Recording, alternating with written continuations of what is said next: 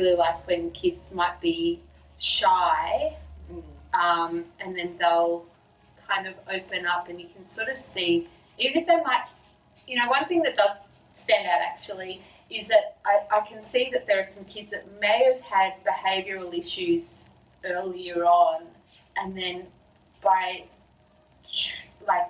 really encouraging them through music, they seem to have, they're now really attentive and behaving differently, and they seem to really tune in and love the classes. So I've had a few of those experiences, which is amazing. And, you can sort of see the potential in some of the kids as well. They might be amazing singers, or they just are really engaged.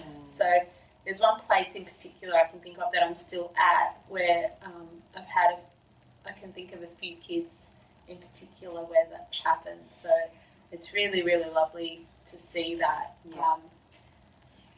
And I think to myself, if their name was called out in a negative way, like, don't do this or whatever, just to kind of encourage them and give them something else to be proud of. I feel that would do a lot for them, probably internally. So, well, I think that's huge. Like, we can always go back to that one teacher that made us feel a little bit special, and you can kind of hang on to that. Like, there is a glimmer of hope in all of us to reach our full potential. I think that there's lots of trauma that goes on in everybody's lives. I mean, the degrees of trauma that can happen to people, and if you're that one person that can give them a little bit of light, that hopefully they can hold on to. I hope that I don't know if that's what I'm doing, but I hope that may be the impact. I don't know. It would be beautiful. We never get to see the long-term